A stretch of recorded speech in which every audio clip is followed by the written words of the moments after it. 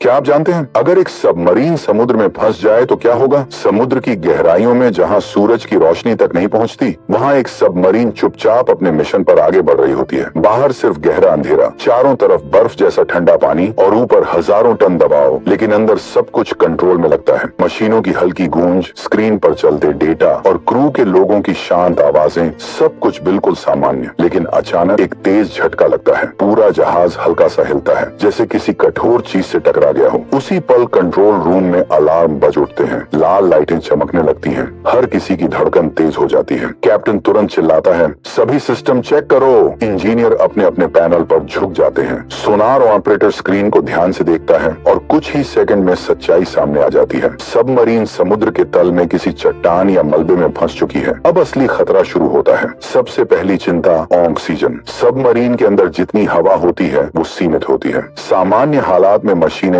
Oxygen को recycle करती रहती हैं, लेकिन जब सिस्टम पर दबाव बढ़ता है या कोई खराबी आती है तो यह बैलेंस बिगड़ने लगता है। कैप्टन आदेश देता है, सभी लोग अपनी मूवमेंट कम करें, बिना जरूरत कोई नहीं चलेगा। लाइट्स को धीमा कर दिया जाता है ताकि बिजली की बचत हो सके। अब हर सांस की कीमत है। समय धीरे धीरे बीतने लगता है। 1 घंटा, 2 घंटे, 3 घंटे, अंदर की हवा बदलने लगती है। सांस लेना पहले जितना आसान नहीं रहता। कार्बन डाइऑक्साइड का स्तर बढ़ने लगता है। कुछ लोगों को सिर दर्द होने लगता है, किसी को चक्कर आने लगते हैं। एक जवान घबराकर तेजी से सांस लेने लगता है।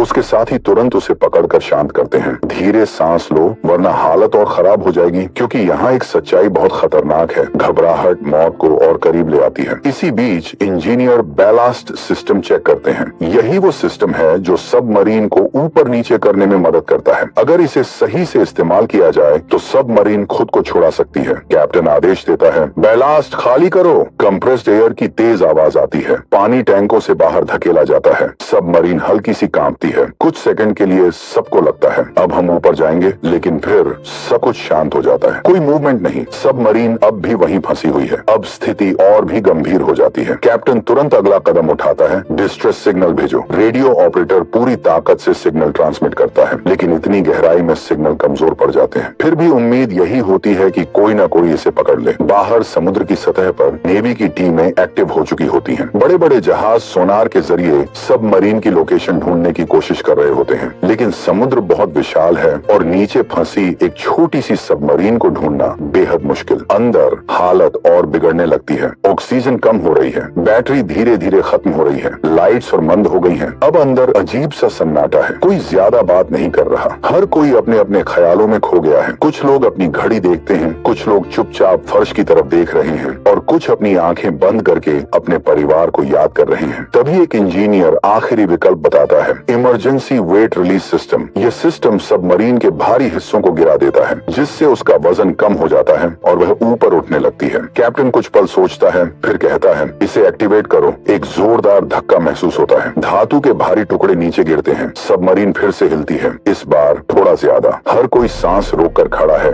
धीरे धीरे, बहुत धीरे सबमरीन ऊपर उठने लगती है। उम्मीद की एक किरण फिर से जिंदा हो जाती है, लेकिन खतरा अभी खत्म नहीं हुआ है। अगर सबमरीन बहुत तेजी से ऊपर जाती है तो दबाव का अंतर उसे नुकसान पहुंचा सकता है। कैप्टन चिल्लाता है, स्पीड कंट्रोल करो। इंजीनियर तुरंत बैलेंस करने की कोशिश करते हैं।